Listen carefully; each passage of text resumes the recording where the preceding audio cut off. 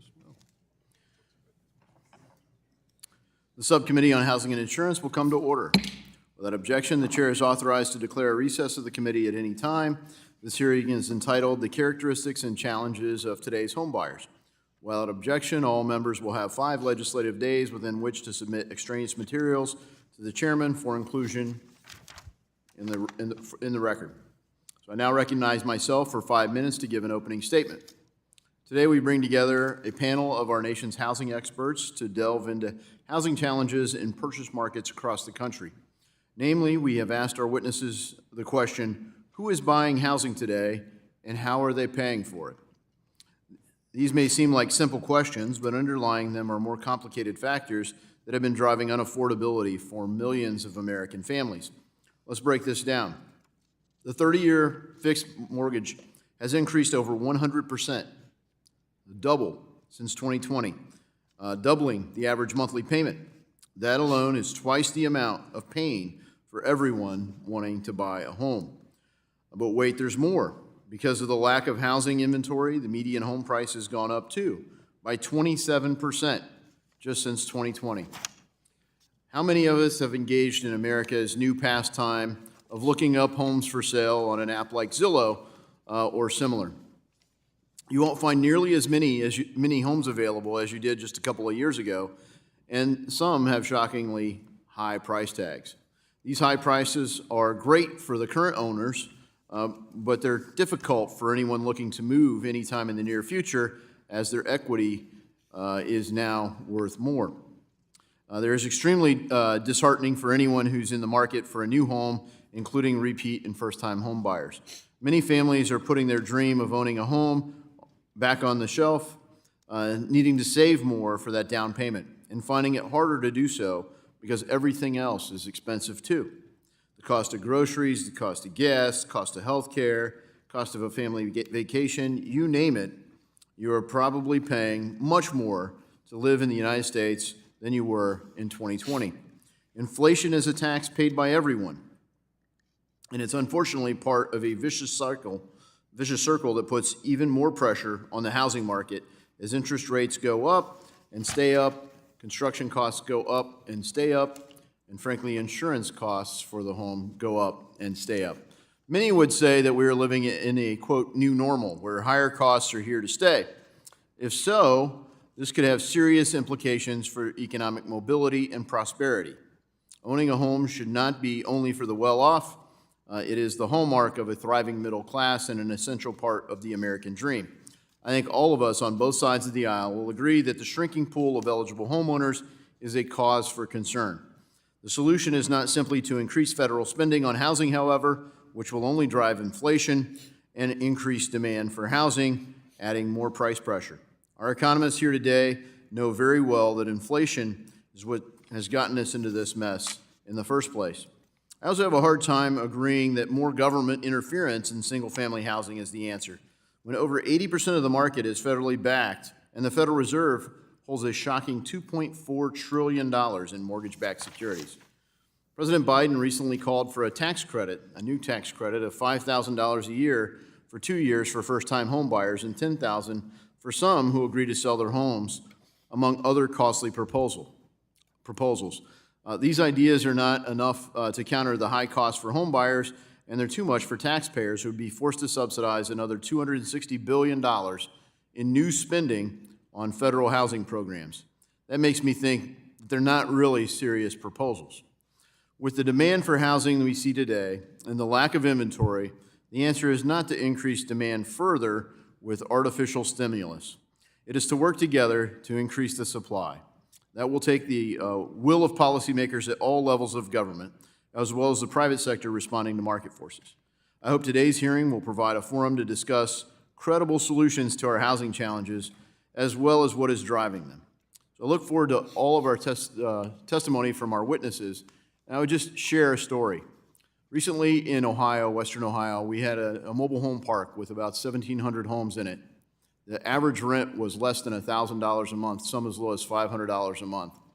And there's no ready supply where these people are going to find homes that are in that affordability range. So when you have a massive increase in demand, especially in a localized area, you can't immediately respond to the supply. We have challenges like that all over our country, and I look forward to the discussion. Thank you, and I yield back the balance of my time. The chair now recognizes the ranking member of the Subcommittee on Housing and Insurance, the gentleman from Missouri, Mr. Emmanuel Cleaver, for 4 minutes for an opening statement. Thank you, Mr. Chairman.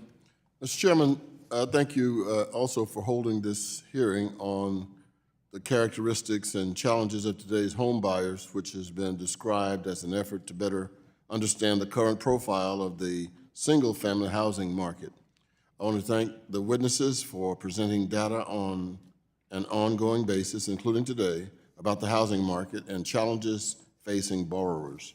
I also appreciate that all your organizations have identified, worked on, and endorsed legislation that would help solve the affordable and fair housing crisis and bring the American dream of home ownership within the reach for millions of Americans. It is an election year, and the American public needs this committee to immediately mark up these critically important proposals, which becomes increasingly challenging the closer we get to November. I'm particularly eager for our subcommittee to act on rural housing legislation that I have joined my friend and colleague, Congressman Luetkemeyer, in introducing. The legislation would improve USDA-supported housing in rural America. Every community, whether in urban, suburban, or rural America, is united in the desire to have a real opportunity to live in a decent, affordable house.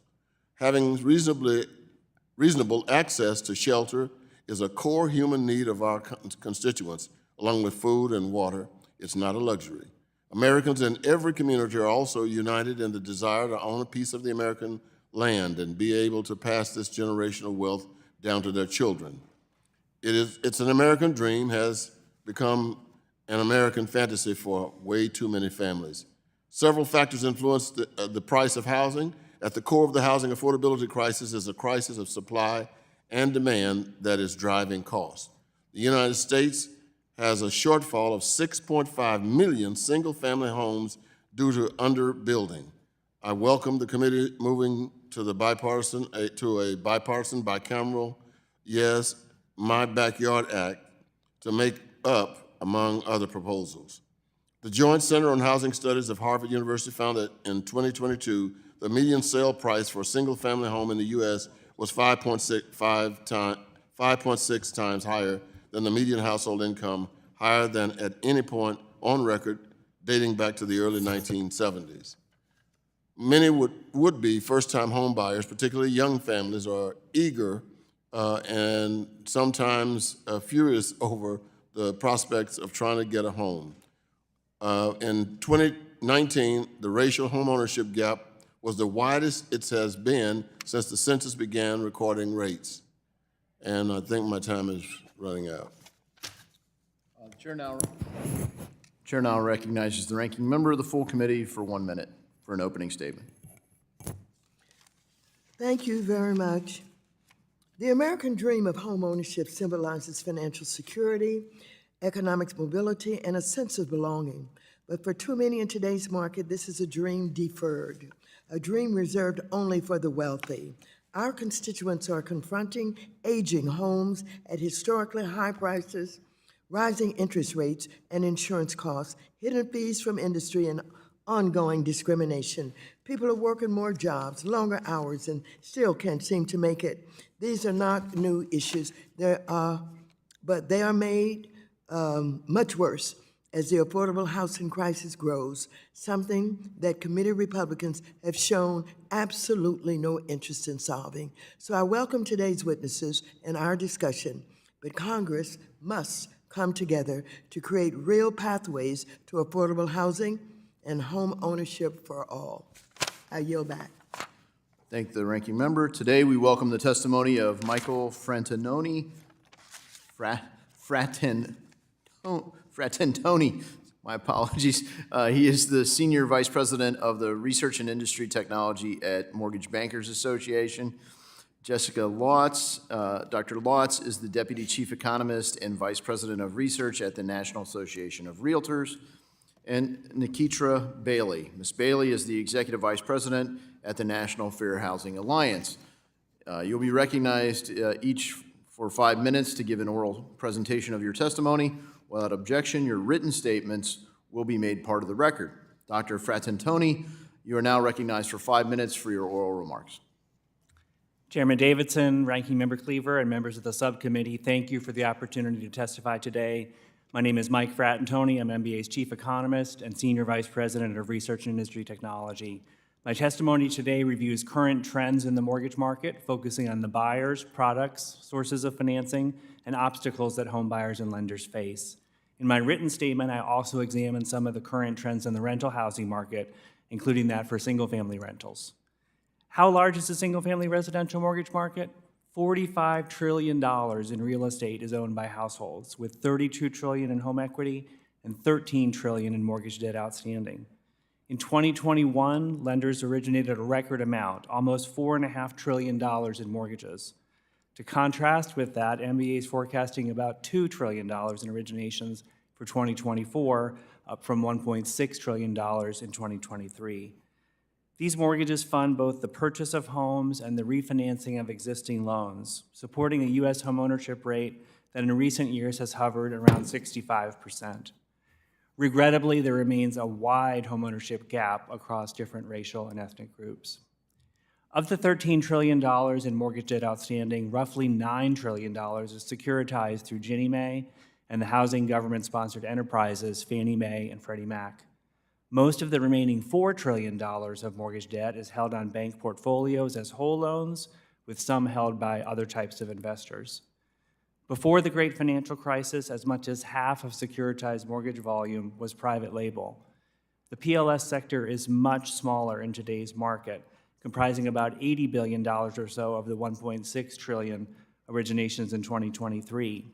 About $30 billion of this volume in 2023 was non-qualified mortgages, known as non-QM, with some more flexible underwriting standards intended for self-employed borrowers or others with more complex financial or employment patterns. Typically, more than 80% of mortgages used to purchase a home are 30-year fixed-rate mortgages, while many refinance borrowers opt for shorter-term 10, 15, or 20-year mortgages. Most of the remaining loans, which are a small percentage of overall volume, are hybrid adjustable rate mortgages with initial fixed rate periods of 5, 7, or 10 years, and then more frequent rate adjustments. 2022 HMDA data show us that 70% of home buyers who used mortgage financing took out conventional conforming loans securitized through the GSEs. 14% used FHA loans, 9% VA, 1% RHS, and 6% use conventional jumbo loans. MBA's mortgage applications data typically show that about 90% of applications are for buyers who tend to occupy their homes as primary residences, while the remaining 10% are for second homes or investor properties. Roughly half of all purchase mortgages are for first-time home buyers who rely mainly on government housing programs for their loans. In particular, the FHA supported affordable mortgage financing for more than 478,000 first-time homebuyers in fiscal year 2023, representing more than 82% of its forward mortgage business. Of course, not all homebuyers utilize mortgage financing. Some purchase properties with cash. For existing homes, roughly 28% of buyers purchased with cash in 2023. For new homes, more than 8% were cash buyers. Lenders with different business models tend to focus on distinct types of lending. For example, independent mortgage banks, or IMBs, tend to focus primarily on their growing share of government and conventional loans to first-time home buyers and low and moderate income buyers, while depositories have concentrated more on ARMs and jumbo loans for their retail banking clients that they hold in their portfolios. MBA's members believe the single biggest challenge in today's housing market is the lack of adequate inventory. Housing supply is millions of units short of that needed to support the corresponding demographic demand. Given the lack of housing supply and brisk demand, home prices increased 39% over the 2020 to 2022 timeframe. Mortgage rates reached record lows below 3% during the pandemic. In 2022, to combat inflation, the Federal Reserve briskly raised short-term rates, and 30-year mortgage rates more than doubled in response. The net impact of the higher rates and home prices was a dramatic reduction in affordability. My written statement outlines certain regulatory challenges facing the mortgage market, including the Basel III Endgame proposals' likely impact on mortgage credit, as well as the current cost and lack of availability of homeowners insurance. MBA appreciates the focus on these two issues by the members of this subcommittee. Thank you again for the opportunity to walk through these latest market trends with you, and I look forward to your questions.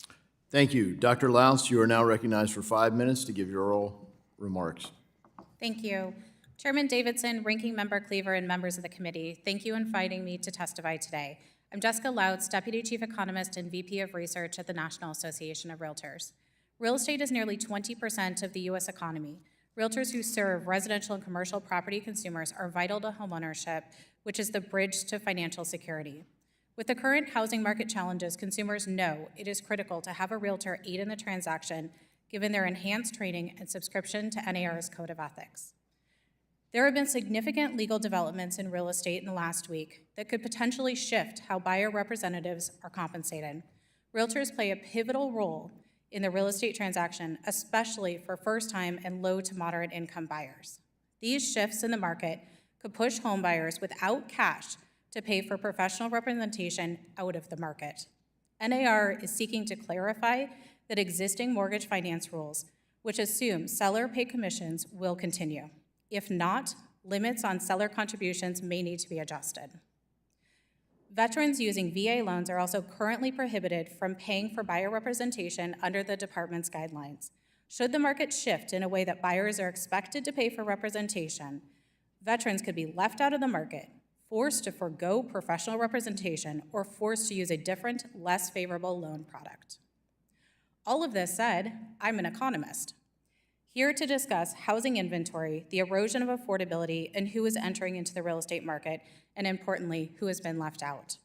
For further information on legal developments impacting the real estate industry, please visit competition.realtor.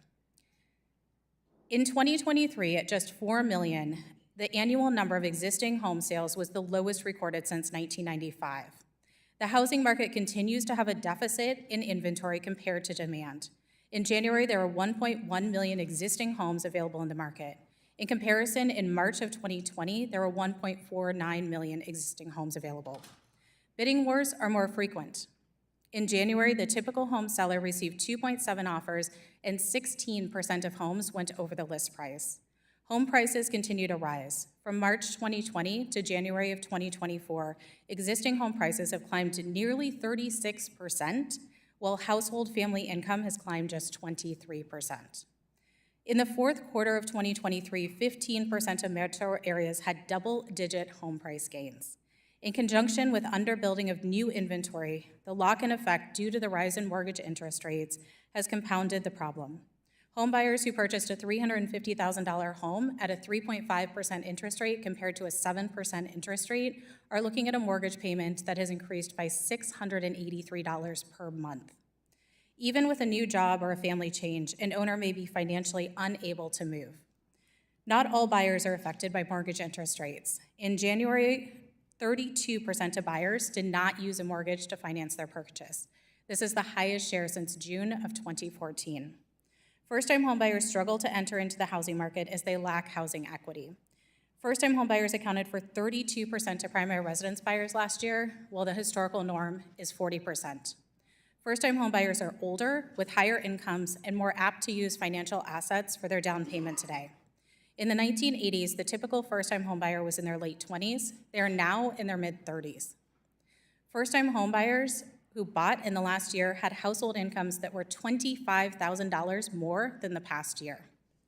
Teachers and firefighters are being priced out of buying homes in their local communities. While it's hard to obtain home ownership, the typical homeowner has benefited from the rise in prices. The typical net worth of a homeowner in 2022 is nearly $400,000 compared to that of a renter of just over $10,000. Thus, the wealth held by homeowners is 40 times that of a renter. Housing wealth can be helped for children to attend college, to buy a home for their own retirement. The homeownership rate has risen for each racial and ethnic group in the last decade, with Asian and Hispanic households reaching all-time highs. However, despite these gains, there remains a 28% percentage point gap between white and Black households. For many, the financial benefits of and potential pathway into homeownership are unknown. Since 2009, the share of successful homebuyers who used FHA financing has dropped by half. For prospective homebuyers, many are unaware of low down payment products that could bring homeownership closer within reach. Thank you for the opportunity to share my views today. Thank you, Dr. Louts. Ms. Bailey, you're now recognized for 5 minutes to give your oral remarks.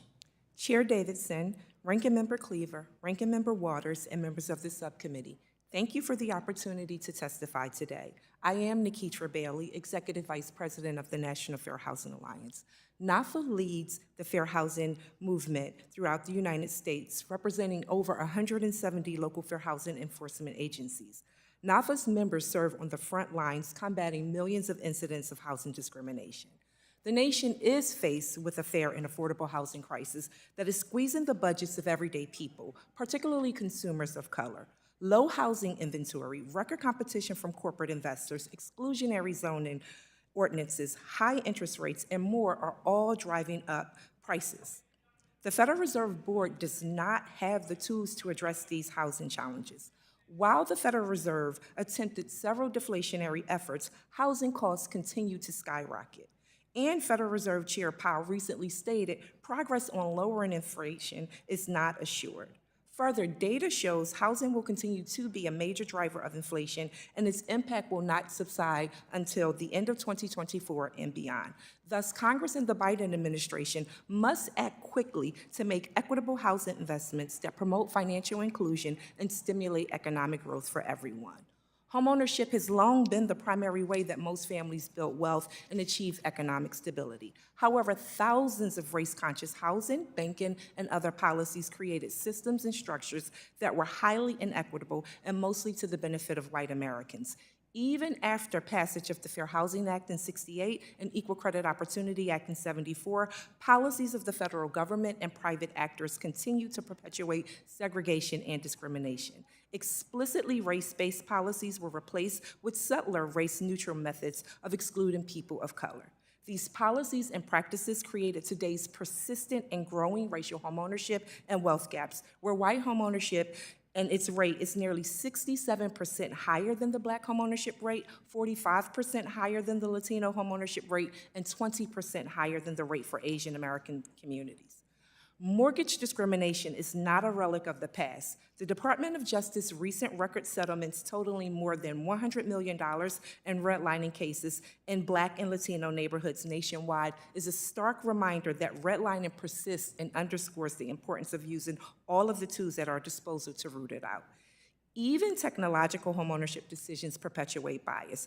Researchers at UC Berkeley found that algorithmic systems overcharge Black and Latino mortgage borrowers $765 million annually, and automated valuation models perpetuate discrimination against homeowners of color.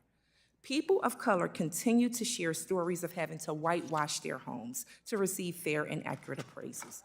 Can you imagine having to remove your personhood from your home, which is also the family's largest asset? In 2021, homes in white neighborhoods were appraised at values nearly 250% higher than homes in similar Black neighborhoods, and values nearly 278% higher than similar homes in similar Latino neighborhoods within the same metropolitan areas, depriving households of color of opportunities to build wealth. Overall, white communities have access to over $15 trillion more in capital because of racialized appraisal practices. There are solutions that are already working in forward-thinking states like Minnesota, Maine, Vermont, and others. Congress can follow their lead and remove barriers that stymie progress and center housing as the path to restorative justice and inclusive growth.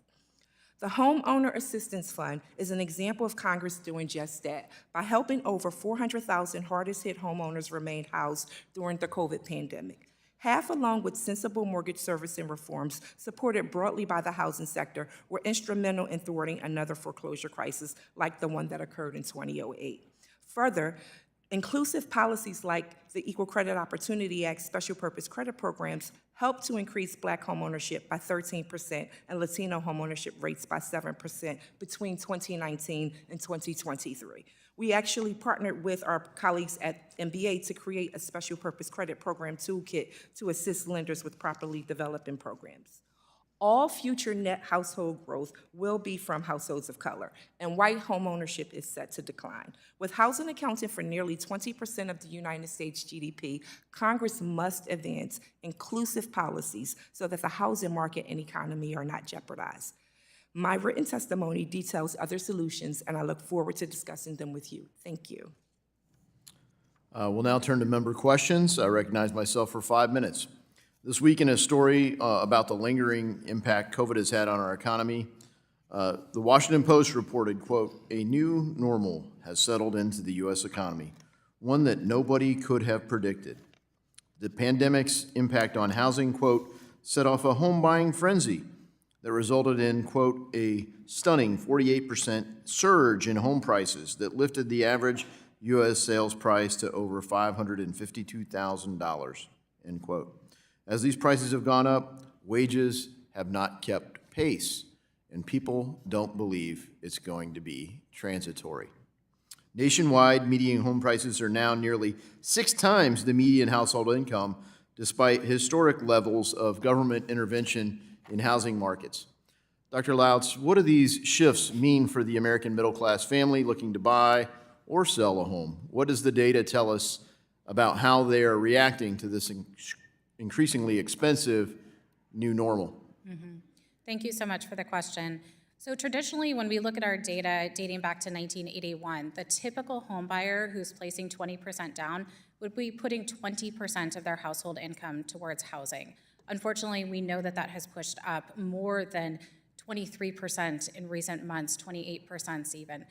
It is coming down, and that's a good thing. And the reason it has come down slightly is because interest rates have come down by a full percentage point since October.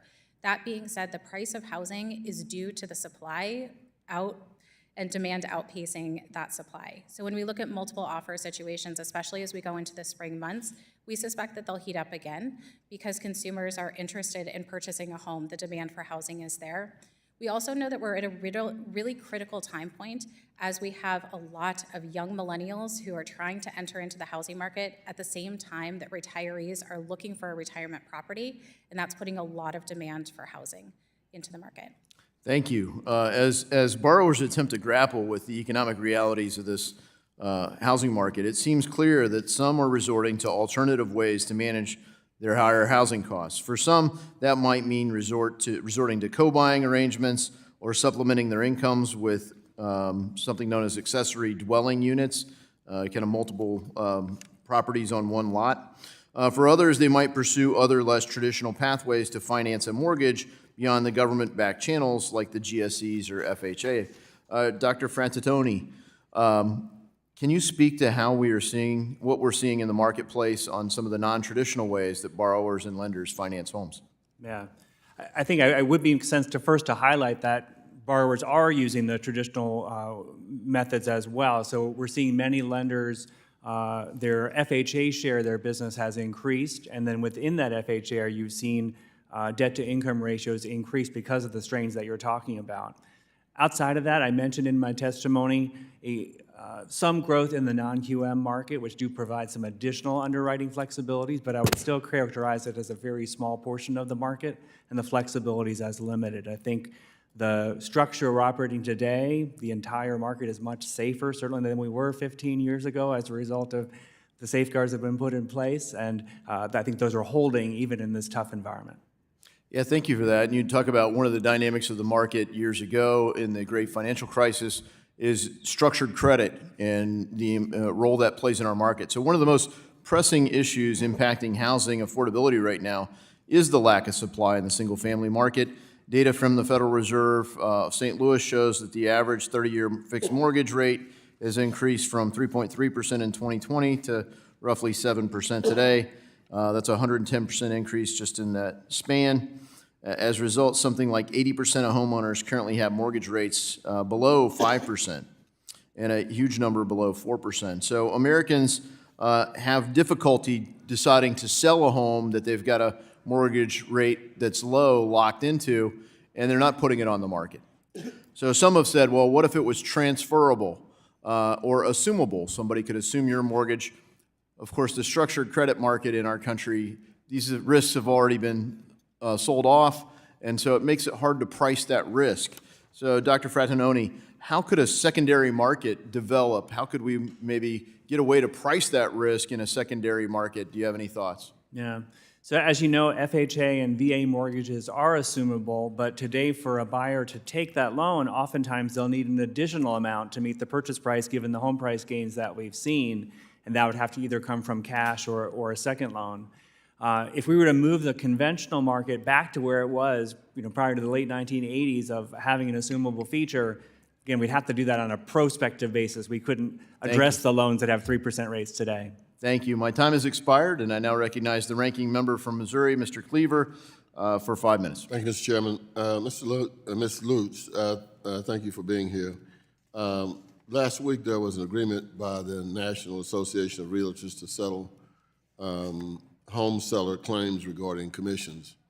You mentioned in your testimony the term legal developments, and you note that NAR is seeking to clarify the existing mortgage finance rules, which assumes that sellers would pay commissions, will continue.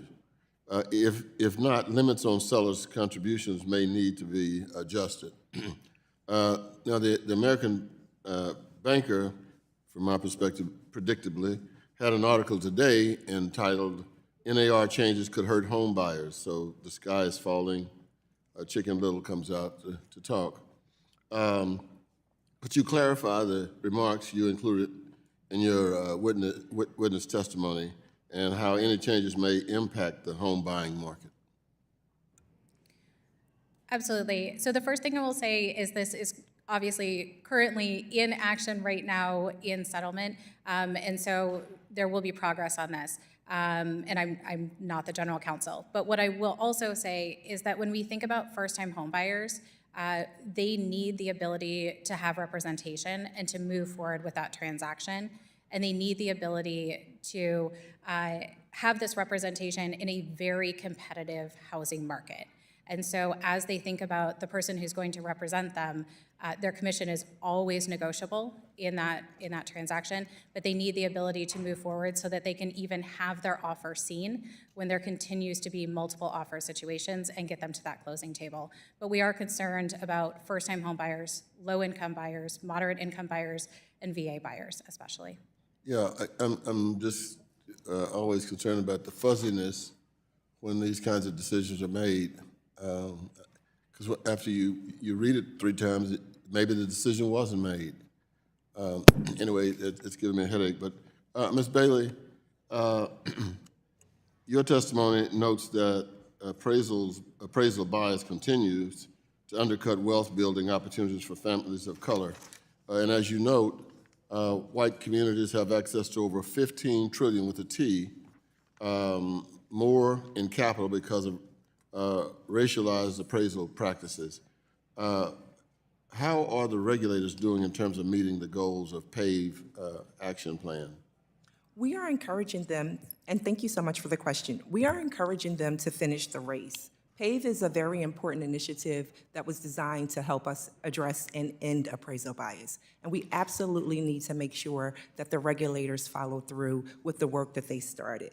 And some of the things that we want to make sure is that we get HUD to resolve the backlog of appraisal discrimination complaints and the feasibility of releasing to the public the property level uniform appraisal data set from the Federal Housing Finance Agency and the Federal Housing Administration and the U.S. Department of Veterans Affairs and U.S. Department of Ag.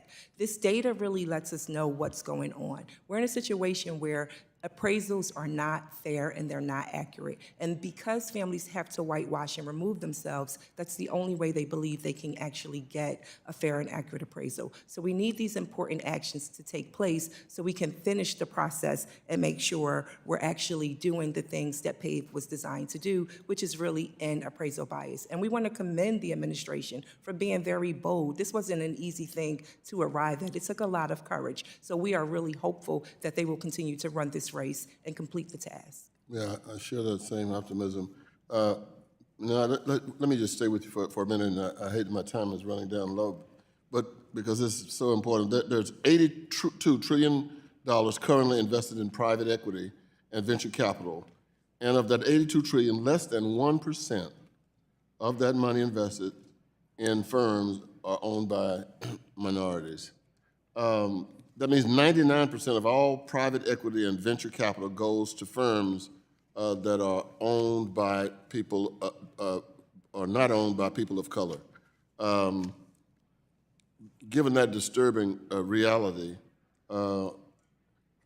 what more can we do? I mean, we pass laws that the problems just seems to hang on and hang on and hang on. It's misguided to not understand that diversity actually benefits all of us. Diverse companies that have psychological safety outperform non-diverse entities. We want to make sure America remains on the leading edge. Diversity and inclusion is our way forward. Thank you very much. Thank the ranking member. The gentleman from Florida, Mr. Posey, is now recognized for 5 minutes.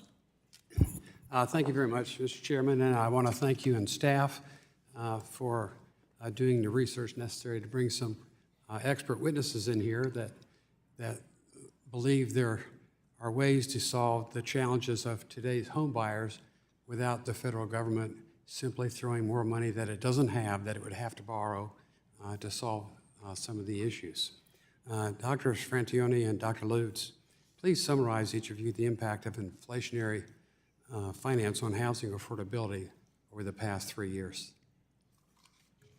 Yeah, so as I mentioned in my testimony, that to counter that inflation, the Fed rapidly raised short-term rates, and we saw mortgage rates more than double in response. You couple that with the rapid increase in home prices, we've seen a median principal and interest on a mortgage payment go up more than $900 on a mortgage. So again, really eating into affordability because obviously wages have not grown nearly as fast. Okay. Dr. Lutz? Thank you. And the only thing that I would add to Dr. Franantoni is that when we look at the component of rent to CPI, it's 7 to 8%. So as individuals are seeing their rents go up, they're, one, hit by that financially and having a harder time, secondarily, saving for their own down payment for a mortgage. So it's a double hit for renters currently. For sure. Same two witnesses, a question. Do you think when inflation is tamed that we'll go back to more reasonable rates and the effect it will have on the market at that time? Yeah, so we do expect that inflation is going to continue to decrease per the Fed's goal of getting it back to 2% over the next couple of years. And as that happens, expect that longer-term interest rates will edge down over time, not quickly, right, but over time. But given the structural undersupply in the market, we certainly don't expect home prices are going to decline. If we get some additional supply from builders, maybe the rate of home price growth will slow. But I think this level of home prices is baked in most of the country now. Dr. Lutz? Yes, still in agreement. So looking at mortgage interest rates, we do expect that hopefully in the second half of the year, we will see them come down. But unfortunately, they've been stuck in the 6% range for the last 14 weeks.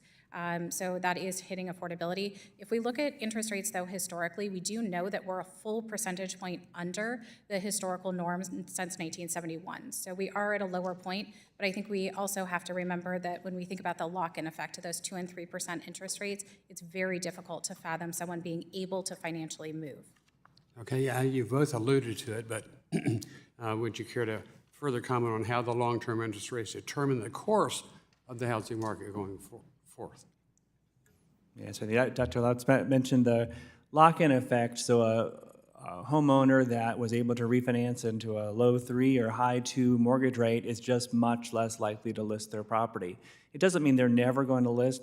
Life keeps happening. People still keep getting married, having children, getting new jobs, and they might have to leave that low rate behind. But it's a friction in the system. So it's going to keep existing inventory much lower than it otherwise would be. And that's been a support to home prices. But for someone trying to get into the market, it's really an obstacle. Very good. Dr. Lutz? Absolutely, and the lock-in effect is absolutely happening, but life changes do happen as well, and it's generally the number one reason why someone does move, is because a life change has happened. I will also say that it is likely to impact first-time homebuyers more than repeat buyers, because repeat buyers continue to gain housing equity, where first-time homebuyers do not have that housing equity to rely on. Thank you. Dr. Lutz, in an effort to mitigate increasing prices, What do you think Congress and local governments can do to help remove the obstacles for achieving the benefits of building modular home construction? Certainly, I think that there's a lot of new home products that could come onto the market, and I think it's really important to note too that while there's a lot of new homes that have been built over the course of the last year, at least more ramped up building than we have seen the decade prior, that we need all sorts of home products because we do know right now that there's a larger share of single households. There's a larger share of first-time home buyers trying to enter into the market, young adults, but also seniors who may need a smaller property as well. So not the traditional large single-family home on the market. Thank you very much. Mr. Chairman, my time is about to expire. I'll yield back. I think, Mr. Posey, the ranking member from California, Ms. Waters, is now recognized for 5 minutes. Thank you so very much, Mr. Chairman, for this hearing, and I'd like to thank Mr. Cleaver for all of the hard work that he's putting into dealing with these housing issues and this housing crisis. Let me ask each of our witnesses here today, do you support the Down Payment Toward Equity Act? Do you think it's important to have assistance for down payments? Ms. Bale? Yes, Thank you. Yes, but we also do need more supply. Okay, Mr. Fratantoni? Yeah, similarly, we support down payment assistance, but agree that supply is the bigger challenge right now. Okay, very good. Let me ask another question. I'm going to direct this to you, Mr. Fratantoni, and that is, do you know or understand that banks do not give mortgages for low-cost homes? For example, I discovered in Ferguson, right outside of St. Louis, for example, there were homes for $80,000, $90,000 after they had the big incident there. These people could not get mortgages for the most part. And so private equity and others came in and they bought them up, and then they rented them back. People were paying more rent than they would have paid in mortgages. Do you know why banks do not afford mortgages for low-cost homes? Yeah, I wrote about this to some extent in our written testimony, and we did a research study last year looking really at what are the drivers of that, right? You think there are a lot of fixed costs to making a mortgage, and it makes it much more difficult for a lender to make that loan economically if the loan balance is really very small. And unfortunately, it works exactly to the detriment that you're talking about. It makes it much more difficult to finance properties in these more affordable parts of the country. Some of that you can directly tie to some of the regulatory changes that have been made that have added to some of the fixed costs in the business. Thank you. I do believe that based on what we understand about the profit margins of the banks, they could really afford to do it.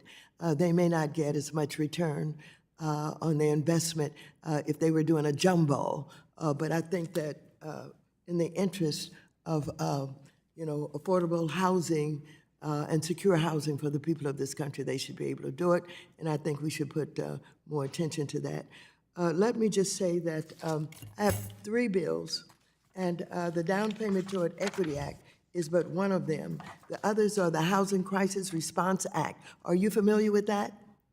I am, and wish the Build Back Better Act had actually passed in the prior time it was offered, because had we passed the Build Back Better Act, we would have had $150 billion to address the nation's fair and affordable housing crisis, and we would have gotten the kind of relief to consumers. Thank you so very much. I'm still mourning about the loss of that at the hands of 2 Democrats on the Senate side.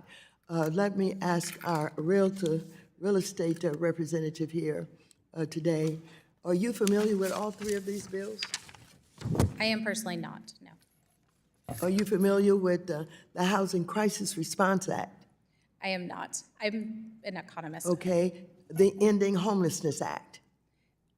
Yes, I am familiar with that. Okay, and you already said you know about the Down Payment Toward Equity Act. Mm-hmm. So I'm very pleased about that. And let me ask Mr. Fratantoni, are you familiar with all these bills? Not familiar with the bills. So sorry. Well, first of all, I want to thank you all for being here. I really do appreciate the knowledge that you have, but I'd like you to take a look at my 3 bills. You already know about them. You just talked about Build Back Better with the $150 billion that we had in that. And in getting to know them better, I would hope that you could also become activists in terms of advocating if we want to really deal with doing something about housing. Now, it should be a bipartisan bill.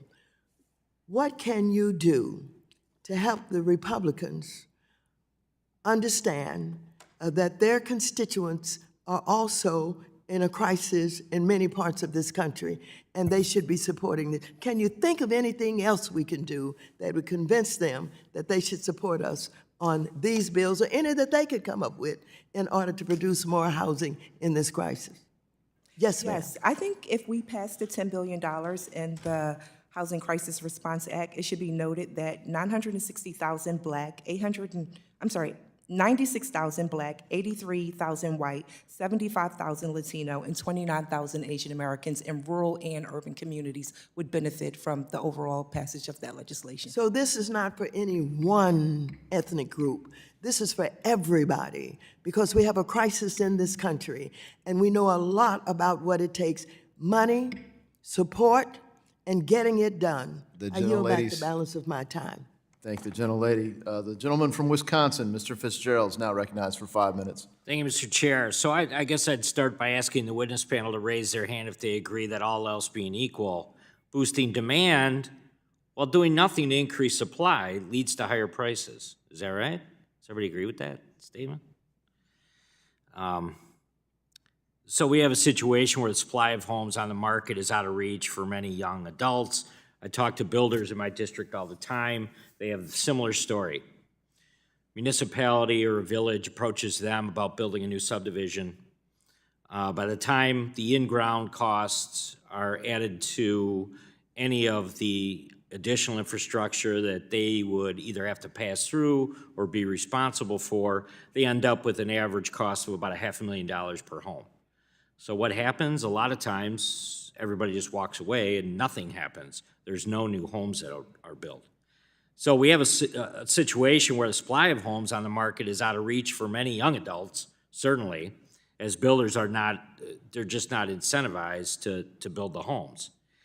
And so far, the administration's solution to the problem is kind of the host, and I know this has been discussed today, to boost demand. It's like we're trying to make sure that there's more consumers, which doesn't make any sense to me when we have this supply issue, right? So, Dr. Fran and Tony, President Biden's proposal of a $10,000 tax credit for those who sell their home below the median price in the country. So if these sellers become buyers, is this likely to have any effect at all on the supply of homes? I'd say this first, we do appreciate the bipartisan focus on the housing market and really welcome the attention it's getting, because we've seen this issue bubbling up for multiple years now, but agree that the lack of supply is the problem right now. Don't think that this one particular approach is going to solve that problem. We are millions of units behind. And then what about the proposed $5,000 tax credit for first-time homebuyers? I mean, I know, I have 3 sons, they're in their 30s, and they all have different situations, obviously, but a $5,000 tax credit is not going to be the game changer that's going to allow them or any other adults between 25 and 35 to jump into the homebuyer market right now. Yeah, I mean, many of our members tell me that they have a long list of potential buyers who are pre-qualified or credit qualified to get a loan, but just can't find a property. That's the problem in today's market. Yeah, and the proposed $25,000 down payment assistance for first-generation homebuyers, it's not going to do anything either. It's not going to have an impact on the market. We've got to get more supply. So let me just say, would the CFPB prohibiting certain closing costs set by lenders only serve to increase the compliance burden on landlords, leading to increased costs, more consolidation, fewer choices, and higher rents? I think the answer to that is yes. Is that? Yeah, and I mentioned the challenges that lenders already have originating small balance loans. Adding to the cost of lending would just make that more challenging. Yeah, and I think some of the things that the president, the administration is proposing right now will make that worse. Last month, at the direction of FHFA, Fannie Mae, and Freddie Mac, they released a bulletin clarifying requirements for lenders of mortgage services with respect to verification of homeowners' insurance. Generally, the bulletin requires services each year to verify the replacement cost value of all properties secured by loans sold to Fannie and to Freddie. Servicers have expressed concerns that this new policy is not operationally feasible, and it's not a good way to verify the replacement value cost, and it could actually significantly increase the cost of insurance. Dr. Frantantoni, does MBA also share these concerns? We absolutely do, and we've been working with folks at FHFA to try to address our concerns, and at a minimum, we need a delay in the implementation time to make sure lenders can become compliant with this new requirement. Thank you very much. I yield back, Chairman. Thank the gentleman. The gentleman from New York, Mr. Torres, is now recognized for 5 minutes. Thank you. Ms. Bailey, do you believe that exclusionary zoning has a disparate impact on communities of color? Yes, Does the Fair Housing Act prohibit disparate impact discrimination? yes, Do you believe that exclusionary zoning, in as much as it produces a disparate impact, violates the Fair Housing Act? yes, Do you believe that HUD should enforce the Fair Housing Act against exclusionary zoning? yes. And I need to clarify that a lot of the challenges at the local level are based on local laws and lot sizes. And if we were able to actually have localities be incentivized with the $85 million that HUD is using to try to incentivize the localities to change those laws, we could actually increase opportunities to address the fair and affordable housing crisis. But even though zoning is a state and local issue, if it violates the Fair Housing Act, it becomes a federal constitutional concern, right? Yes, Okay. I think we all agree that there's an urgent need to expand housing supply. Expanded housing supply will require greater housing subsidy from the federal government and greater land use reform from state and local governments, but there's a third variable that affects housing supply: cost. If we can figure out how to cut the actual cost of housing development in half, then in theory, we could cut rent, maintenance, mortgage payments in half. So a question for each of you: what is the most promising strategy that you have seen for fundamentally reducing the cost of housing development and housing construction in America? And we'll start with the Mortgage Bankers Association. Yeah, so I think it's been interesting to see in Massachusetts, California, other parts of the country, the state level government really sort of leaning into local governments to try to increase density. And I think that's probably the most effective way this is going to be done at the state and local level, is just where it makes sense, increase density. Increasing density is certainly important, but I also think that when we look at building more homes, we have to look at the other problems that are holding back building. Certainly, there are local laws that are restricting building and holding that back that go beyond density. And so looking at those laws, I think is quite important, like the number of shrubs and trees that need to be planted on a lot to have a single-family home go in, things like that really could expand the number of homes. fully enforcing our nation's civil rights laws. There is a provision, the Affirmatively Furthering Fair Housing provision under the Fair Housing Act. It requires two things: for localities and states that are receiving federal dollars for housing and community development to stop discriminating and then to create inclusive communities going forward. We've yet to have full enforcement, quite frankly, because HUD has been under-resourced by the prior administration. And HUD during this administration had to do yeoman's work to really build up the staffing at the Office of Fair Housing and Equal Opportunity to really approach this work with the rigor that's required. And if I may just speak to one issue about where we are in terms of building and costs. We didn't arrive at here by an accident. We actually underbuilt following the Great Recession. Builders actually built homes at the higher end of the marketplace, excluding building opportunities at the lower end of the marketplace. So we didn't just come here from an accident where we need to now focus on supply-side strategies. By failing to focus on demand-side strategies, we've exacerbated and actually grown the crisis. If the House had passed the Build Back Better Act, which is now the legislation that the ranking member mentioned, the Housing Crisis Response Act, if we had passed that legislation, millions of consumers would have got the housing relief that they need, and the overall market would be stronger. I have a question about the relationship between median home prices and median household incomes. Median home prices have been stagnating. Median home prices have been rising astronomically, whereas median household incomes have been stagnating, and the gap between prices and incomes have been widening. Like, at what point does that gap become unsustainable? What is a healthy ratio of home price to household income? Yeah, Dr. Lutz, if you want to. So I think when we're looking at this, we have to keep in mind that while first-time homebuyers are really struggling to enter into the market, homeowners have had incredible wealth gains. And so 32% of the market paying all cash, a quarter of repeat home buyers who are primary residence buyers are paying all cash. They're not going to be wedded as much to what their income is versus the gain in home prices because of the ability to gain equity over time and make this all cash purchase. And right now, we are seeing a lot of boomers do this. And many of these people have the ability to pay all cash because the Fed's policies to rescue the market during COVID did not land equally in every community. Wealthier borrowers were able to take advantage of refinances at historically low rates, whereas borrowers of color were not able to do so. So we saw the black homeownership rate actually, black-white rate, homeownership wealth gap rather, grow by $20 trillion because of those inequitable policies. Thank you. The gentleman from New York, Mr. Garbarino, is now recognized for 5 minutes. Thank you, Mr. Chairman. Thank you to the witnesses for being here today. Dr. Frantantoni, the purpose of this hearing is to examine the challenges facing today's home buyers. So I want to talk to you about title insurance. FHFA recently announced a pilot program that would allow Fannie Mae to effectively self-insure the title on mortgages it backs.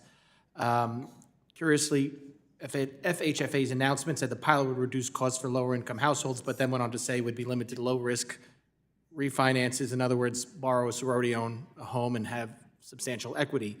Can you make heads or tails of this apparent contradiction in the Biden administration's new government-run title insurance program? Put another way, do you believe that eliminating insurance for refinances will help first-time home buyers purchase their first home? Yeah, so short answer is no. Title insurance, as you know, provides critical protections for the real estate finance system, borrowers, lenders, investors, by authenticating the parties at closing, confirming the authenticity of the transaction documents, and ensuring that the property being mortgaged is free of other debts. Title insurers provide insurance against future legal actions against the proper property ownership and mortgage priority.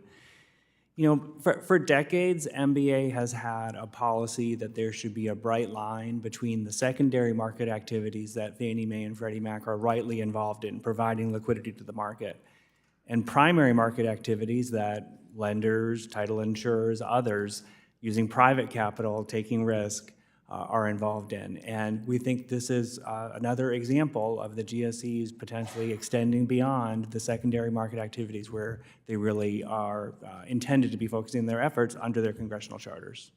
Yeah, absolutely, and I can't speak enough about how important title insurance is. I was a real estate attorney before I came to Congress. I did hundreds of closings, probably thousands of closings, and I've seen at the closing table, the title closer's there. They're not just making sure all the bank paper. They make sure the deed's filed. They make sure everything's written out properly. You go through. You make sure there's no there's no liens on the property. They check the COs. They make sure. I mean, they do a lot. And I think waiving this and this pilot program, it starts just with refinances, but they've said they don't know where it could go. Replacing title insurance or getting rid of it for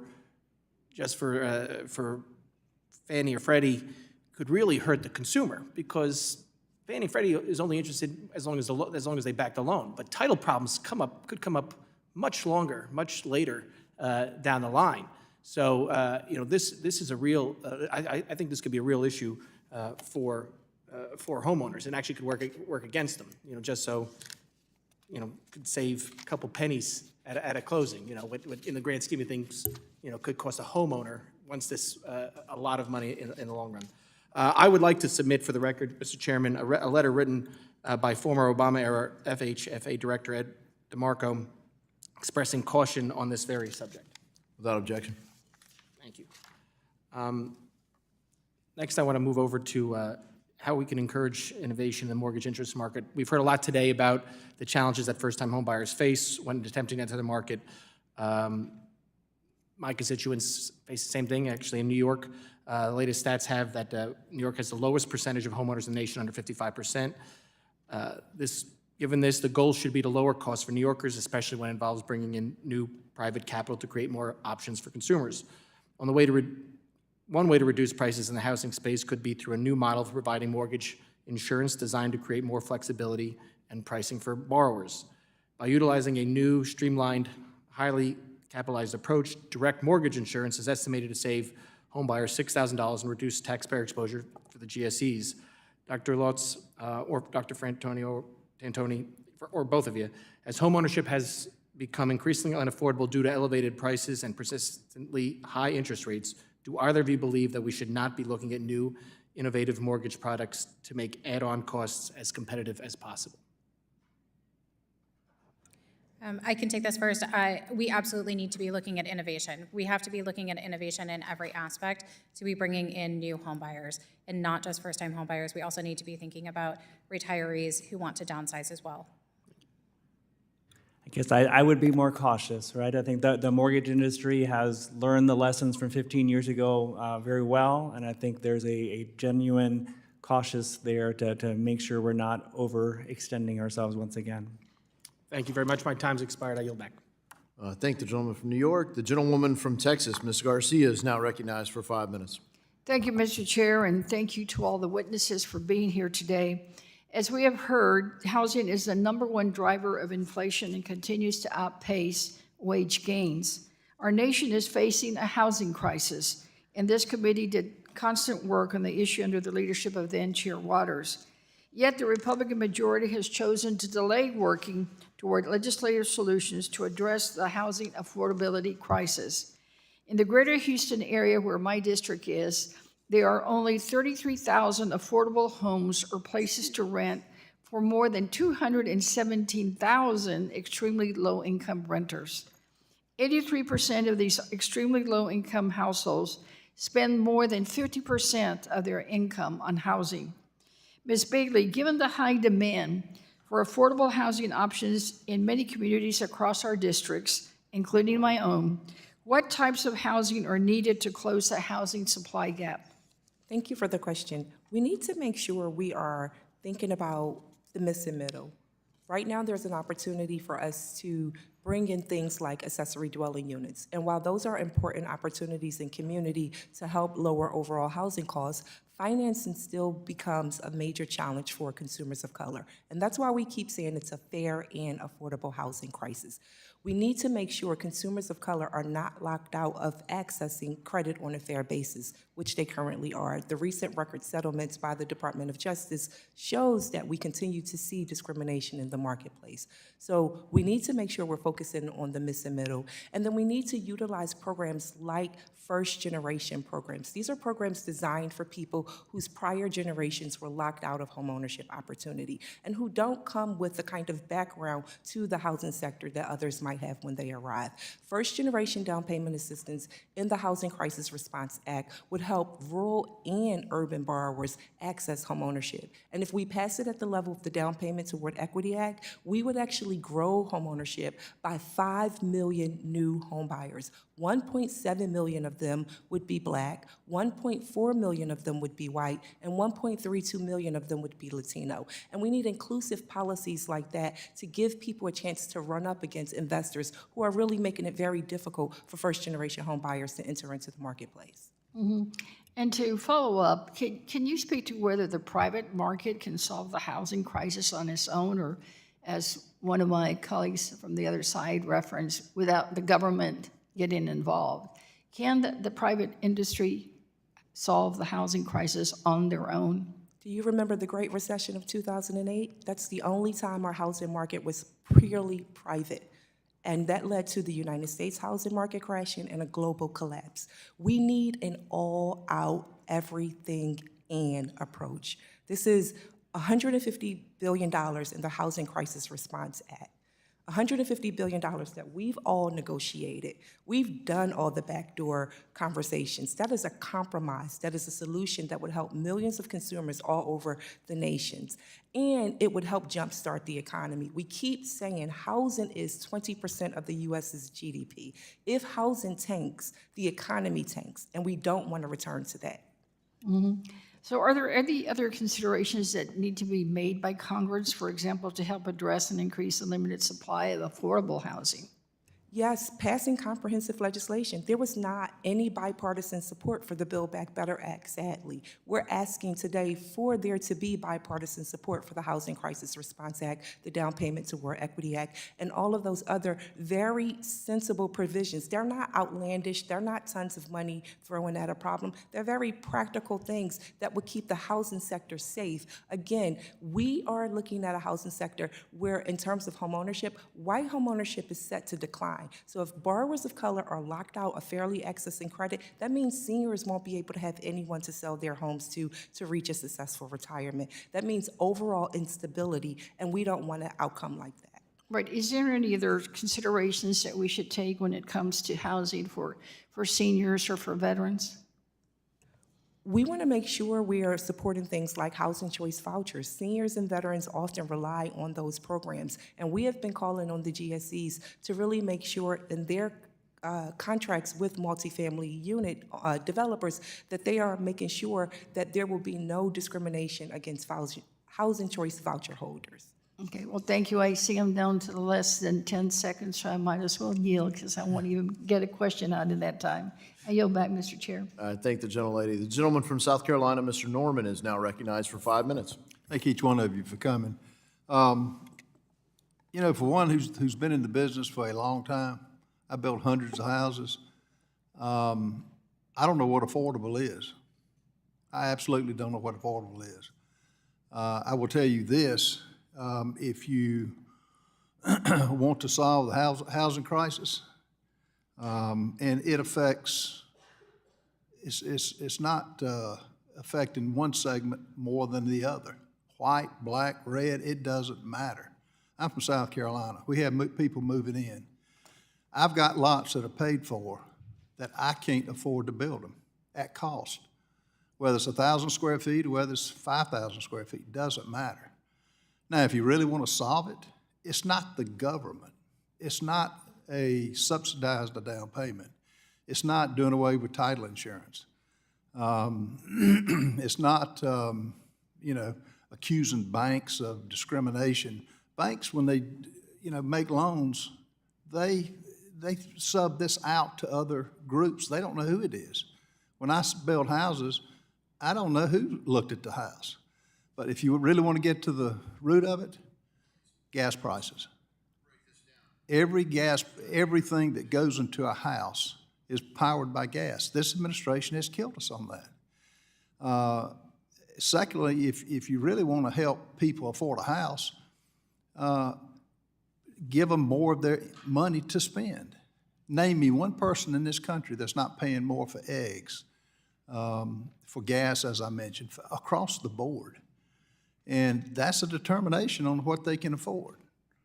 And I will tell you, the demand is there, but until this, and it's directly a result of this administration's stupid rules and regulations, and I can't get copper pipe because they've ruled most states, Arizona being one of them, they've taken it off made it so hard to mine copper.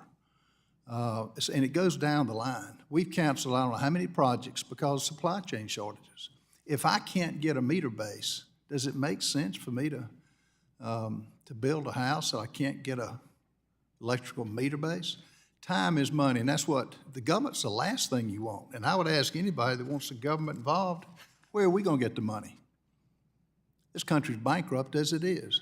So the housing crisis, if you get the gas prices, let us get our own gas and oil here in the U.S., and get the supply chain shortages out of the way, you'll see housing maybe not boom, but you'll see it come back. It's not more government spending. Government gets in the way. The regulations, the NHAB say that on regulations imposed by government at all levels account for $93,870 of the final price for new family single-family house. That's a fact. Of the $93,870, $41,330 is due to higher prices for the finished lot. That's our fault for not getting with the planning commissions and saying, no, on a lot that's perfectly flat, you don't have to have all these things that go into just bureaucratic red tape. So anyway, any other regulations y'all would say from your end of it? I'm running out of time, but starting here.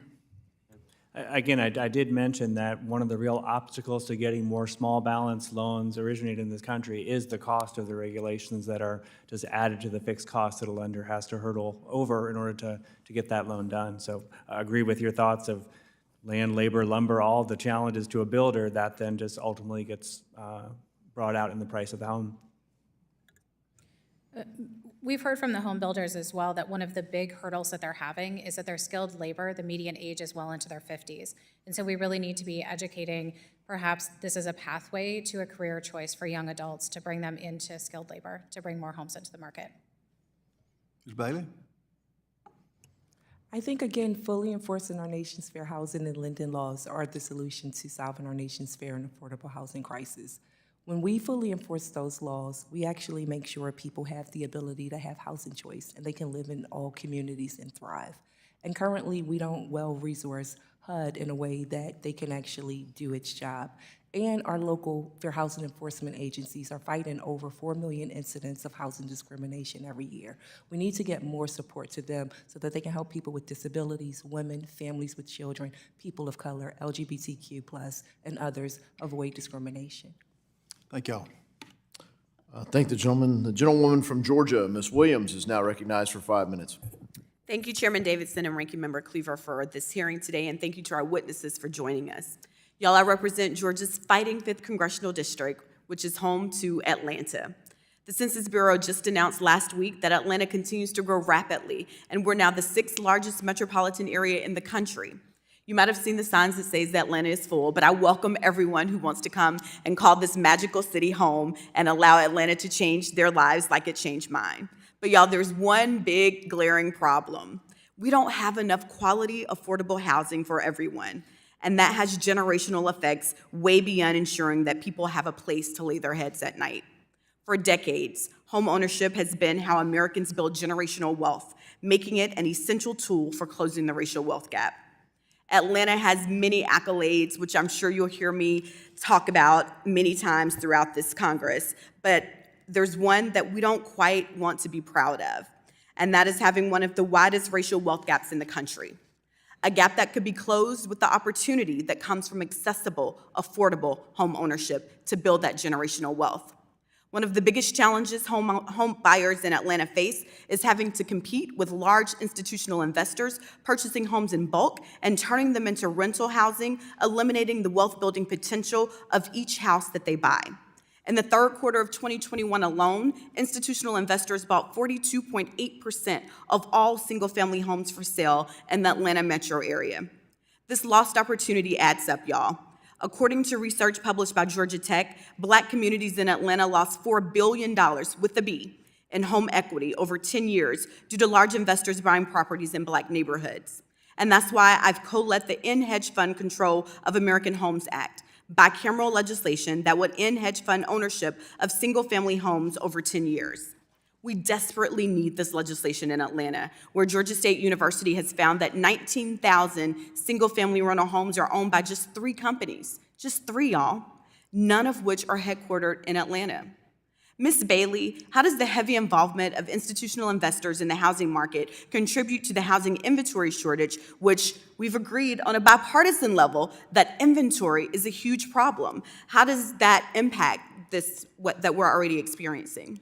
It's actually driving up all the affordable housing stock in communities that have been hardest hit by the Great Recession. That's the part of this conversation that we're not really talking about. They're actually buying homes for people who would actually be able to afford homes if the market hadn't been overcorrected. We know that following the Great Recession, that there could have been an additional 700,000 Black homeowners, but we overcorrected, we overextended. Those buyers now need first-generation down payment assistance to be able to compete. Thank you, Ms. Bailey. These investors tend to concentrate their purchasing in low-income communities and communities of color. In other words, areas where buying a home and building equity is the most direct path towards closing the racial wealth gap.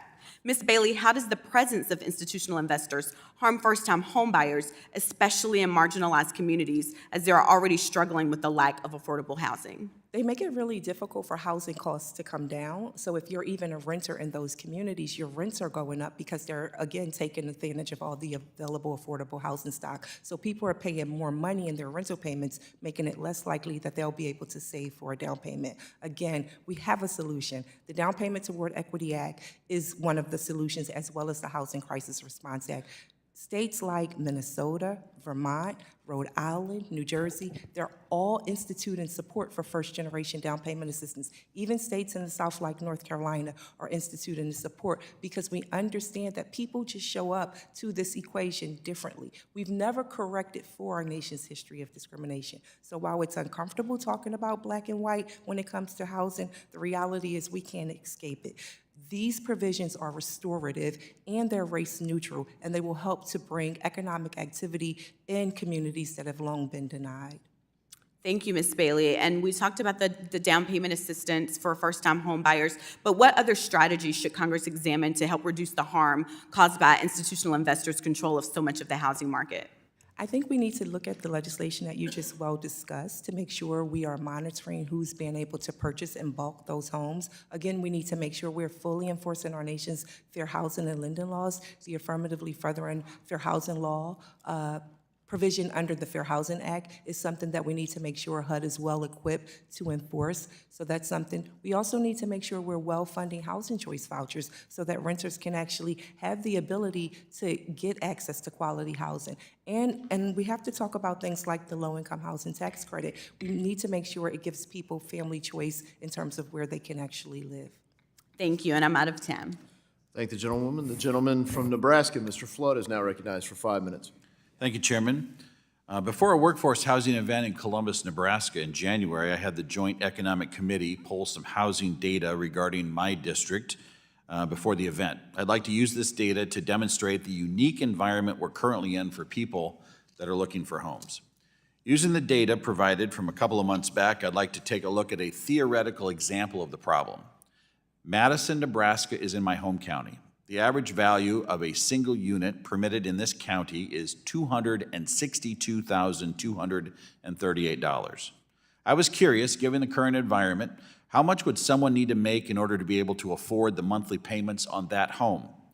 If you start with a base assumption that the borrower has a 10% down payment, using the programs and loan products that are out there, you can get a mortgage rate of maybe around 6.805% if you're lucky from a local bank. You add in property taxes, homeowners insurance, mortgage insurance, and now you're looking at roughly $2,081 monthly in housing payments. There's a rule of thumb in personal finance that your monthly housing expenses should not be greater than 30% of your monthly gross income.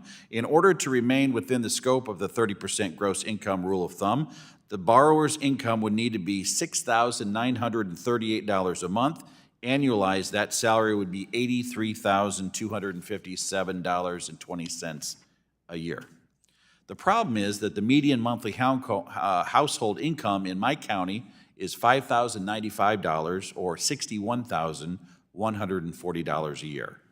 Now, it's worth mentioning that there are ways to get that monthly payment down. If the borrower were able to put 20% down, they'd get a better rate and not have to pay monthly for mortgage insurance, but the general problem remains the same. The cost associated with owning a home remains significantly higher than the median household income of the people in this county. That's the problem we're seeing just in Madison County, Nebraska, and across America. People that work hard should have the chance to live in a home and experience the American dream. One significant part of the problem is that the effective federal funds rate in February was the highest since 2001. In an environment with higher interest rates than we've had in a long time, the question is, how can we make home ownership possible for people trying to climb the economic ladder? Dr. Louds, do you frequently see a misalignment between the incomes in an area and the same area's housing prices, particularly in a high interest rate environment? Is that something that's becoming more common? Yes, absolutely. And you're from Nebraska, and I think it's really important to note that we've been seeing this in coastal areas across the nation for years, but now we're starting to see this move inwards. And part of that is because of migration flows that happened during the pandemic. Some of it is because of population growth of young adults, and it's putting a lot of pressure on the underbuilding, which is continuing across the nation.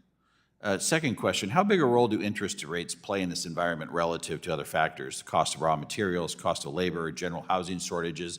Since 2009, we've seen 16% inflation on building homes in Nebraska. What are interest rates doing to the problems that, have been impacting coastal areas and now in inland areas like mine? So what we consistently hear is that home builders have to borrow to build. They have to finance that project. And so as interest rates went up, it became even more expensive, and they became reticent to actually build more new homes. They're now coming back into the market, but I think it's really important to note that as interest rates are higher than what they have been, they're probably going to be tiptoeing into the market, and we really do need that inventory. 85% of homes that are purchased are existing homes, and those homes are getting older because of the lack of new building. So what I really focused on are homes that cost between $200,000 and $250,000. That's really the sweet spot, when you look at what our workforce needs. Are you seeing enough building activity for those homes to meet demand? And talk about manufactured housing. I think the very quick answer is no, we're not seeing enough homes at that very affordable price point. When we're seeing new builds, the typical home price that's being sold is over $400,000. That's not affordable to many communities and to many Americans. As far as manufactured housing, that's one solution to looking at the housing crisis. Now, I know about Hagerstown, Maryland. I've heard that there's some effort going on there. Any other place in America that's putting together like a development for manufactured housing that people in Nebraska could be looking at to guidance? I think that's a great case study. I don't have any others off the top of my head. Well, I would just say this to the rest of America. If you are a city leader, if you are running a city, if you are working on solving this problem, and you've effectively using manufactured housing in a development, please reach out to my office. Let us know. We need to know about it. We need to investigate it. With that, Mr. Chairman, I yield back. I thank the gentleman. The gentlewoman from Colorado, Ms. Pedersen, is now recognized for 5 minutes. Thank you, Mr. Chairman and Ranking Member, for hosting this committee hearing and for all of you being here on such an important issue.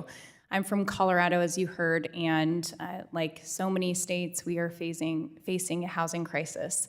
Our secret's out, it's the best place to live, and we have had tens of thousands of people moving there every single month for years. It's finally tapered off because it has become so unaffordable.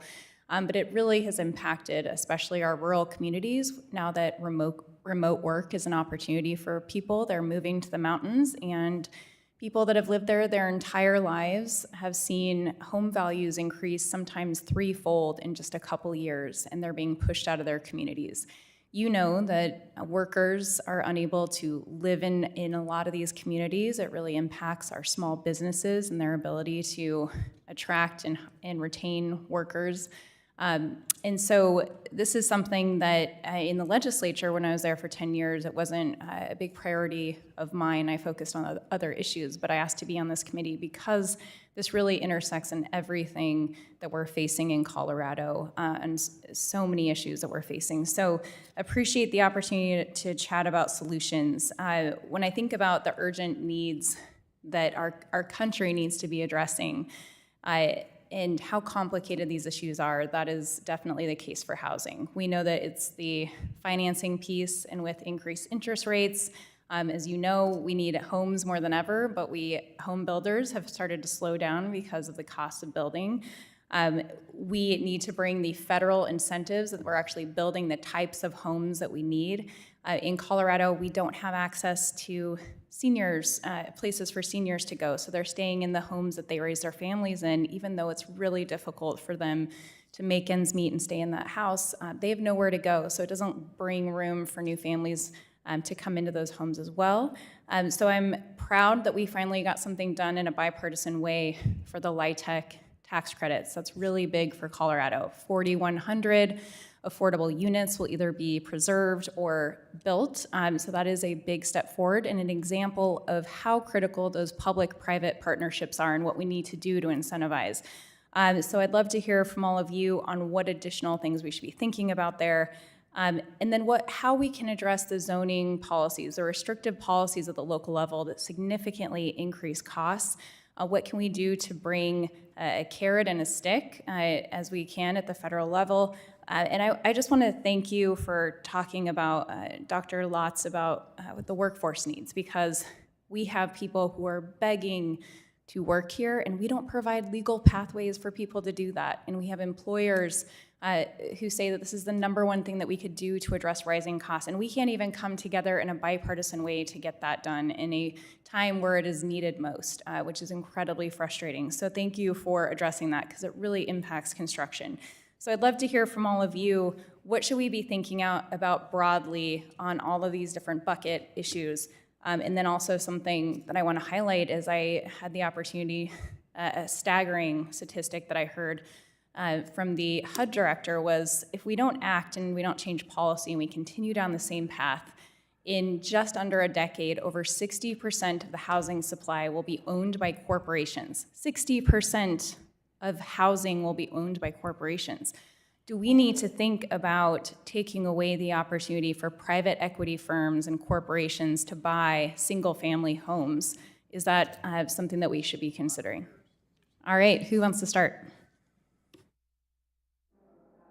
Congresswoman, I was just with a number of lenders that are in Colorado in January, and I would say something that I know you're aware of that they really focus on as the biggest concern was the lack of availability and cost of homeowners insurance, particularly with the increased wildfire risk in Colorado. So anything you can do to address that problem, it's not only impacting the ability of borrowers to qualify for a loan, but it's increased in payments for existing homeowners to such an extent, it really puts them on an unstable path. So it really is front and center for us right now. What else are we missing that we should think about?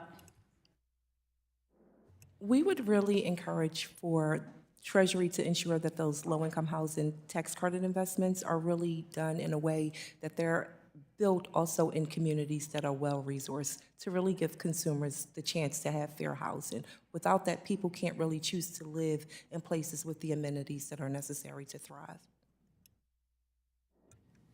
I would add adaptive reuse. We've been talking a lot about new build construction, but I think also repurposing existing buildings. Sorry, it's a short time. Thank you so much. I yield back. Thank you for the gentlelady. The gentleman from Nevada, Mr. Horsford, is now recognized for 5 minutes. Thank you to the chairman and ranking member for holding this hearing. In fact, yesterday I was with the president in my district talking about housing and the importance of addressing housing affordability and lowering the cost, both for rent as well as the ability towards pursuing home ownership. So this is a very timely hearing. Dr. Lautz, is it? In the National Association of Realtors' most recent 2023 profile of home buyers and sellers, I noticed that there was an alarming increase in all cash buyers outbidding everyday folks who were barely able to scrape together a down payment. According to your more recent research, 32% of buyers purchased their homes in cash. Would you be able to provide any insights into the characteristics of these cash-rich purchasers, the kinds of homes that they're more likely to purchase, or the likelihood that they would even occupy their newly bought homes? Yes, thank you so much. So in the last month, 32% of homebuyers did buy their home with cash. When we look at who these buyers are, what we can see is that among primary residence homebuyers, it's more than half of baby boomers who are making all cash purchases. So they've earned housing equity over time, and when they're able to make their next trade, they're able to do so with an all-cash purchase. We also know they're more likely to be long-distance primary residence movers, so perhaps moving to a more affordable area in the country, perhaps with migration flows because of remote work trends. When we look at other buyers, what we've seen in the last 6 months is more than half of vacation home buyers are paying all cash for their purchase, and a little over 40% of mom and pop investors, so we're not capturing institutional investors in that measure, they've worked with a realtor. Why aren't institutional investors included? Because it's based on a survey that we do on a monthly basis, based on our realtors' confidence. Is it not available?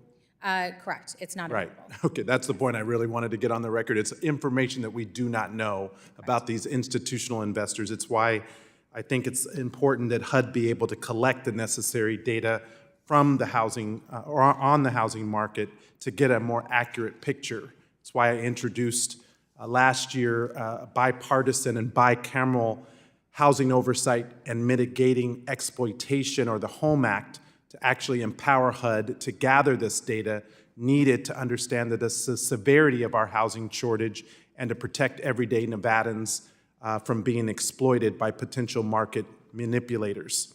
Again, I just addressed this with the president yesterday. I was glad to see some of this included, but we need Congress to act. And to the chairman of this subcommittee, I would urge us to schedule a hearing on my bill, the Home Act, so that we can move that issue forward. I would also like to raise for the record an article from the Las Vegas Review-Journal. Most homes sold in Las Vegas are unaffordable. Without objection? So ordered. Ms. Bailey, as they've learned from the pilot on this issue, the Federal Home Loan Bank of San Francisco estimated that a race-neutral program targeted first-time homebuyers could reach more than 5 million households, nearly all of them Black or Hispanic. Would you please discuss the equity implications of even a race-blind down payment assistance program? Yes.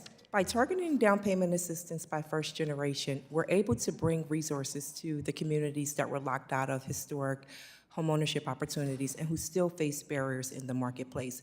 A lack of down payment is the primary reason consumers of color report having an issue with entering into homeownership. So if we actually give them that fair opportunity through the use of first generation, again, we could grow homeownership for 5 million new home buyers. 1.7 million would be Black, 1.32 million Latino, and 1.4 million white.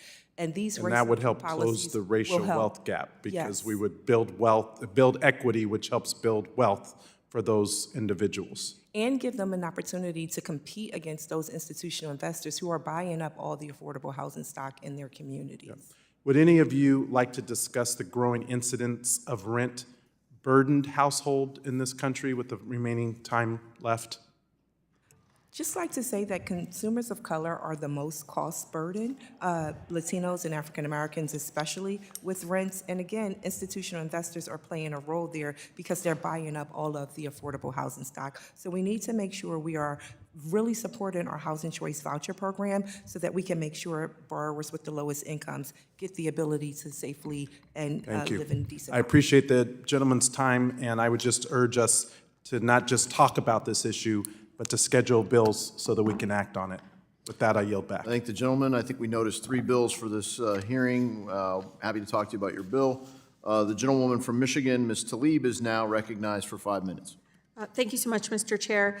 I'd like to start by noting that the difference in home ownership rates between Black and white households is larger today than it was before the passage of the Fair Housing Act of 1968, when housing discrimination was legal.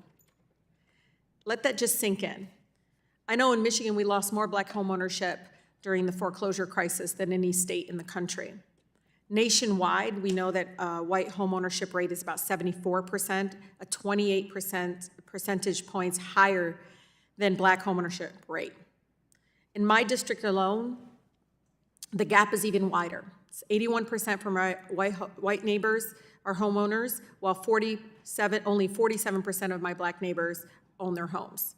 Even when comparing households, even when we compare households with similar education levels or incomes, home ownership gaps persist across racial groups.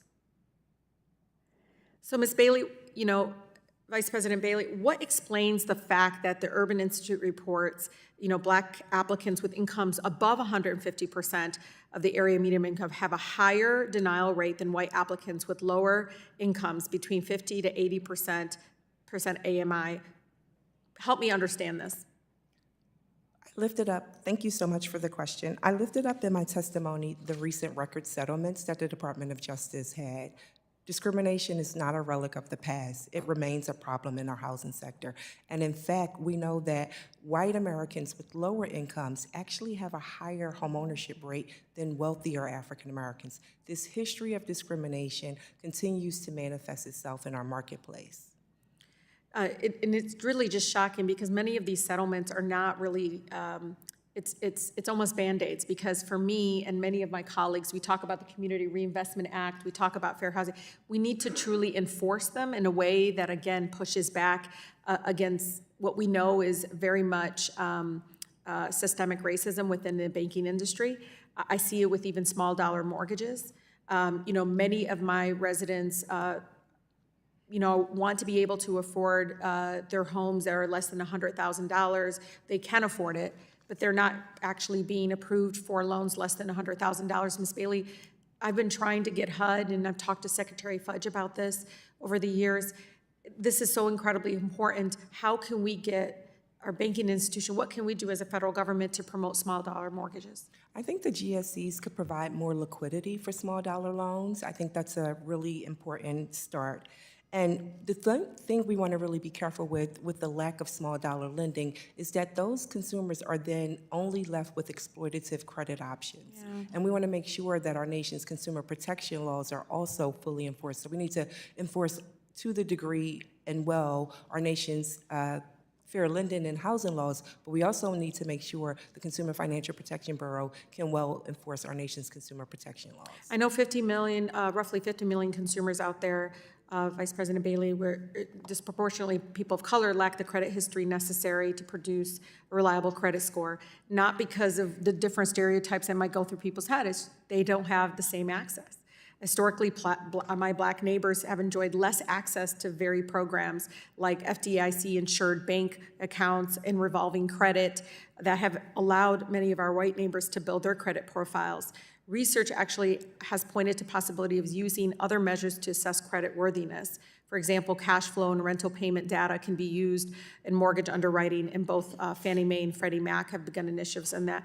Ms. Bailey, can you talk about the use of alternative types of data in mortgage underwriting and impact use likely have on our Yes, neighbors? it actually works. Things like positive rental payment data is really most analogous to homeownership payments. And what we've seen is that the Black and Latino homeownership rate has been able to grow between 2019 and 2023 because we have been looking at these more inclusive methods of underwriting, comparing it to things that are most analogous to homeownership. And we have to remind ourselves that cash flow data is data that we always looked at historically, and we moved away from some of those traditional underwriting criteria with the things like desktop underwriting. So we need to go back to those traditional things that work. Yeah, I mean, I know a home is often a family's most valuable asset, providing wealth that unlocks opportunities today and future generations.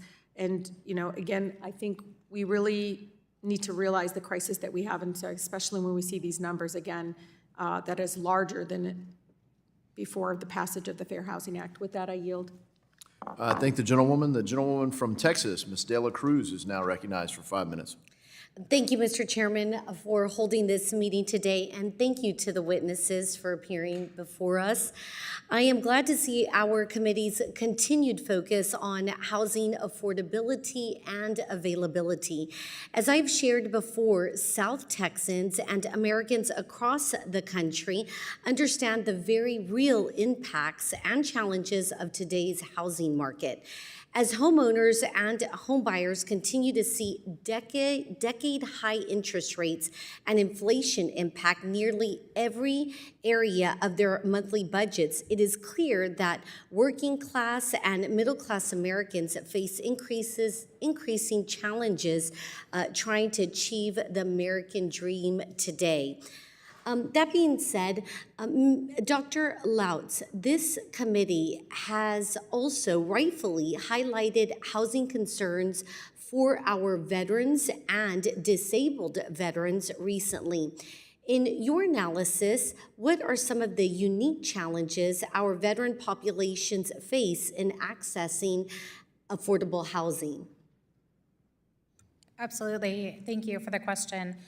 When we look at recent home buyers, what we have seen in the last year, repeat buyers are telling us 13% of them that when they took out a loan product, they did use a VA loan, and about 1 in 10 first-time home buyers are accessing that as well. It helps them in saving for a down payment, and what we see over time is that they successfully pay their loan, and they have the lowest default rates among all borrowers. That's great information. Thank you for sharing that.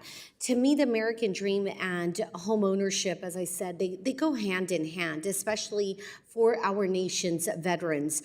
I am proud to have introduced the bipartisan VA Home Loan Awareness Act for this reason. We can and should provide our heroes with the opportunity to achieve homeownership and the American dream they fought to protect. We also, unfortunately, know that some of our most vulnerable heroes, disabled veterans who have earned dignity and respect through their service, oftentimes need additional support. That is why I have introduced this bipartisan legislation. We must ensure that disabled veterans are treated consistently and fairly by HUD's housing support programs. And I look forward to continuing to work in a bipartisan manner to make this happen. Dr. Frantoni, with that in mind, we see that the changing characteristics of the average home buyer indicate that working class and middle class home buyers face increasing challenges in today's market. Do you know off the top of your head, for a state like mine, Texas, what does the average home buyer look like today? Yeah, that's a great question. So we know that Texas homebuyers rely on government housing programs like FHA and VA to a greater extent than borrowers across the country, with 31% using those FHA, VA, and RHS loans compared to 25% for the nation as a whole.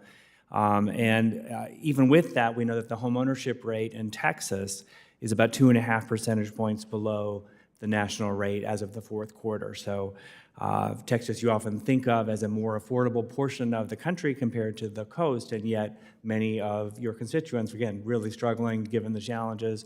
We know that it goes beyond housing, right? We're seeing delinquency rates on consumer debt increase for credit cards, for auto loans. A lot of households are stressed well before they get into the housing portion of their portfolio, right? And then right now, mortgage delinquency rates are extremely low, but I think with any softening in the job market, we're watching closely to see whether those delinquency rates might increase.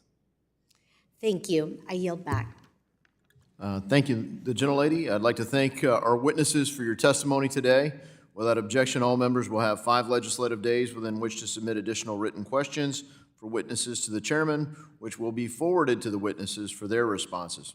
I ask our witnesses to please respond as promptly as possible, and this hearing is now adjourned.